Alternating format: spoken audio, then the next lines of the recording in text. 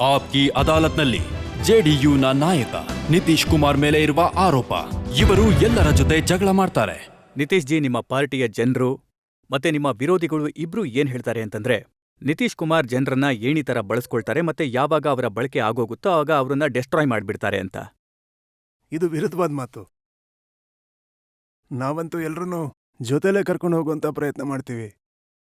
ಆಗ ಒಂದೆರಡು ಅಪವಾದಗಳಾಗತ್ತೆ, ಆದರೆ ತುಂಬಾ ಸೌಹಾರ್ದತೆಯ ವಾತಾವರಣ ನಮ್ಮ ಪಾರ್ಟಿಲಿದೆ.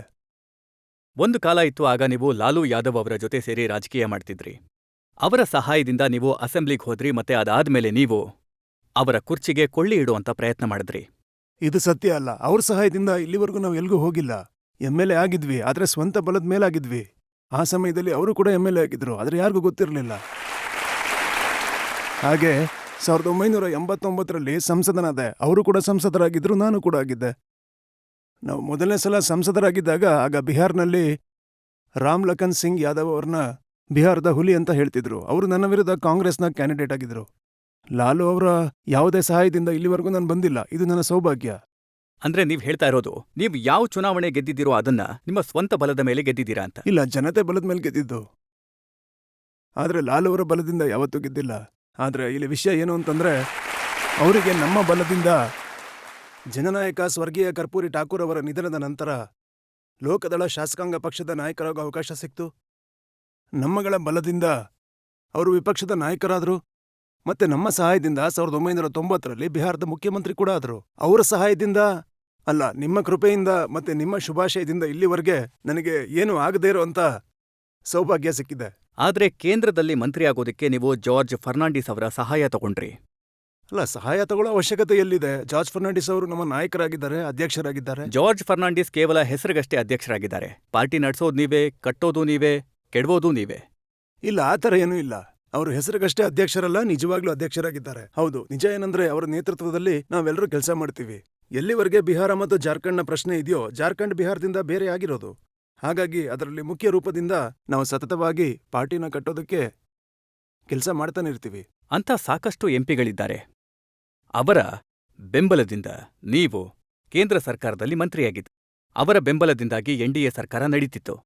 ಅಂಥ ಎಂಪಿಗಳನ್ನ ನೀವು ಪಾರ್ಟಿಯಿಂದ ಹೊರಗಾಕಿದ್ರಿ ಕೋಪ ಮಾಡ್ಕೊಂಡು. ಬ್ರಹ್ಮಾನಂದ್ ಮಂಡಲ್ ಅವರ ಹೆಸರು ಹೇಳ್ಬೇಕಾ ನಿಮ್ಗೆ? ರಘುನಾಥ್ ಶಾ ಅವರ ಹೆಸರು ಹೇಳ್ಬೇಕಾ ನಿಮ್ಗೆ? ನಾವು ಯಾರನ್ನೂ ಹೊರಗಾಕಿಲ್ಲ. ಅವರು ಹೋಗುವಂತ ಪರಿಸ್ಥಿತಿನ ನೀವು ನಿರ್ಮಾಣ ಮಾಡಿದ್ರಿ. ಅವರೇ ತಮ್ಮ ಪರಿಸ್ಥಿತಿಗಳನ್ನ ಆ ಥರ ನಿರ್ಮಾಣ ಮಾಡ್ಕೊಂಡ್ರು. ನಾವ್ಯಾವತ್ತೂ ಮಾಡಿಲ್ಲ. ಮತ್ತೆ ಅವರು ವಿನಾಕಾರಣ ಜಗಳ ಮಾಡ್ತಾ ಇದ್ರು ನಮ್ಮ ಜೊತೆ, ಮತ್ತೆ ಹೊರಗೆ ಹೋಗ್ತಾ ಇದ್ರು. ನಾವಿವತ್ತಿನವರೆಗೂ ಯಾರಿಗೂ ಏನೂ ಕೆಟ್ಟದ್ದು ಮಾಡಿಲ್ಲ. ಹಾಗೆ ಇನ್ನೊಂದು ವಿಷಯ ಏನು ಅಂತಂದ್ರೆ, ನಾವು ಯಾರ ಒತ್ತಡಕ್ಕೂ ಕೂಡ ಮಣಿಯಲ್ಲ. ಒಂದ್ ವೇಳೆ ಅವ್ರು ನಿಮ್ಮ ವಿರುದ್ಧ ಯಾವ್ದಾದ್ರೂ ಆರೋಪ ಮಾಡಿದ್ರೆ, ಪಬ್ಲಿಕ್ಲಿ, ಪಾರ್ಲಿಮೆಂಟಲ್ಲಿ, ಪ್ರಧಾನಮಂತ್ರಿಗೆ ಪತ್ರ ಬರೆದ್ರೆ, ಆಗ ಅವ್ರಿಗೆ ಪಾರ್ಟಿಲಿರೋದಕ್ಕೆ ಕಷ್ಟ ಆಗುವಂತ ಪರಿಸ್ಥಿತಿ ನಿರ್ಮಾಣ ಆಗತ್ತೆ. ನಾವು ಆ ಸಮಯದಲ್ಲಿ ಹೇಳಿದ್ವಿ ತನಿಖೆ ಆಗ್ಬೇಕು ಅಂತ.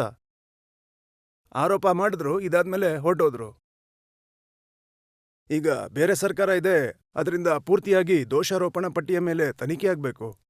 ನಾನು ಆಗ್ರಹಿಸ್ತೀನಿ, CBI ಅಥವಾ ಅದಕ್ಕಿಂತನೂ ಯಾವುದಾದ್ರೂ ದೊಡ್ಡ ಸಂಸ್ಥೆ ಅವರಿಂದ ತನಿಖೆ ಮಾಡಿಸಿ ಅಂತ. ನೀವು ಯಾವ ಪಾರ್ಟಿಲಿ ಎಲ್ಲನೂ ಆಗಿರ್ತೀರೋ, ಆ ಪಾರ್ಟಿ ನಿತೀಶ್ ಕುಮಾರ್ಗೋಸ್ಕರ, ನಿತೀಶ್ ಕುಮಾರ್ ಕಡೆಯಿಂದ ನಿತೀಶ್ ಕುಮಾರ್ನ ಕಂಟ್ರೋಲ್ನಲ್ಲಿರುತ್ತೆ.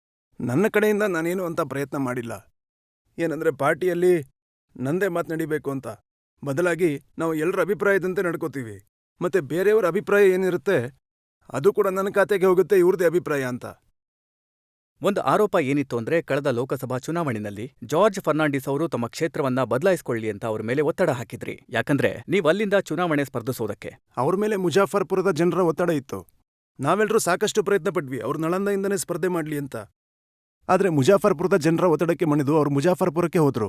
ನನ್ನ ಕಡೆಯಿಂದ ನಾನಿದನ್ನು ಯೋಚನೆ ಕೂಡ ಮಾಡೋಕ್ಕಾಗಲ್ಲ. ಮತ್ತೆ ಈ ಇಂಪ್ರೆಷನ್ ಯಾಕೆ ಬರುತ್ತೆ? ಏನಂದ್ರೆ, ಈ ಪಾರ್ಟಿನಲ್ಲಿ ಎಲ್ಲಾ ನಿರ್ಧಾರಗಳನ್ನ ನಿತೀಶ್ ಜಿ ತಗೊಳ್ತಾರೆ ಅಂತ. ಇವಾಗ ಇತ್ತೀಚಿನ ದಿನಗಳಲ್ಲಿ ನಡೀತಾ ಇದೆ, ಒಬ್ಬ ವ್ಯಕ್ತಿದು ಕೇಂದ್ರದಲ್ಲಿ ಪಾರ್ಟಿಗಳನ್ನ ಸುತ್ತುವಂತ ಅಭ್ಯಾಸ. ಅದಕ್ಕೋಸ್ಕರ ಇಲ್ಲೂ ಕೂಡ ಈ ಮಾತನ್ನ ಹೇಳಾಗ್ತಾ ಇದೆ. ಆದ್ರೆ ನಮ್ಮ ಪಾರ್ಟಿಯಲ್ಲಿ ಆತರ ಇಲ್ಲ. ನಮ್ಮ ಪಾರ್ಟಿಯಲ್ಲಿ ಸಾಮೂಹಿಕ ನೇತೃತ್ವ ಇದೆ. ಹಾಗೆ ಎಲ್ಲರ ನಾಯಕರಾಗಿ ಜಾರ್ಜ್ ಫರ್ನಾಂಡಿಸ್ ಅವರಿದ್ದಾರೆ, ಶರದ್ ಯಾದವ್ ಇದ್ದಾರೆ.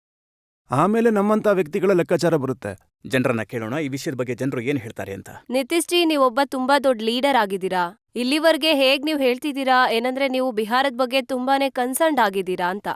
ಆದ್ರೆ ಹಾಗನ್ಸಲ್ಲ. ಏನಂದ್ರೆ, ಕೇಂದ್ರದ ರಾಜಕೀಯ ಬಿಟ್ಟು ಒಂದ್ ವೇಳೆ ಬಿಹಾರದಲ್ಲಿ ನೀವು ನಿಮ್ಮ ಡೇರೆ ಹಾಕಿದ್ರೆ ಮತ್ತೆ ಅಲ್ಲಿ ಬಹುಶಃ ಆವಾಗ ಬಿಹಾರದ ಸ್ವಲ್ಪ ಚಿತ್ರಣ ಇಲ್ಲ, ನಿಮ್ಮ ಬದಲಾಗಬಹುದು. ಸಲಹೆನ ನಾವು ಪಾಲಿಸ್ತಾ ಇದ್ದೀವಿ. ನಿಜವಾಗ್ಲೂ ಬಿಹಾರಕ್ಕೆ ನಿಮ್ಮಿಂದ ಪರ್ಯಾಯ ಕೊಡಕ್ಕಾಗತ್ತಾ? ಇಲ್ಲ, ನನ್ನ ಪ್ರಕಾರ ಬಿಹಾರಕ್ಕೆ ನಾವು ಈ ಸಲ ಪರ್ಯಾಯನ ಒದಗಿಸ್ತೀವಿ. ನೀವು ಪರ್ಯಾಯ ಪಾಸ್ವಾನ್ಜಿ ಅವರ ರೂಪದಲ್ಲಿ ಕೊಡ್ತಿದ್ರಿ, ಅವರಂತೂ ಹೊರಟೋದ್ರು. ಅದು ಬೇರೆ ವಿಷಯ. ನಾವಂತೂ ರೈತರು. ಮತ್ತೆ ರೈತನ ಕೆಲಸ ಏನಂತಂದ್ರೆ ಬೆಳೆ ಬೆಳೆಯೋದು. ಕೆಲವು ಸಲ ಬೆಳೆ ನಾಶ ಆಗೋಗುತ್ತೆ. ಆದ್ರೆ ಆತ ಮತ್ತೆ ಬೆಳೆನ ಬೆಳೆಯೋದನ್ನು ನಿಲ್ಸಲ್ಲ. ಹಾಗಾಗಿ ನಮ್ಮ ಪ್ರಯತ್ನ ನಾವು ಮುಂದುವರಿಸ್ತೀವಿ. ಮತ್ತೆ ನನಗೆ ನಂಬಿಕೆ ಇದೆ ಈ ಸಲ ಒಳ್ಳೆ ಫಸಲು ಸಿಗುತ್ತೆ ಮತ್ತೆ ಬಿಹಾರಕ್ಕೆ ಒಳ್ಳೆ ಫಲಿತಾಂಶ ಸಿಗುತ್ತೆ ಅಂತ.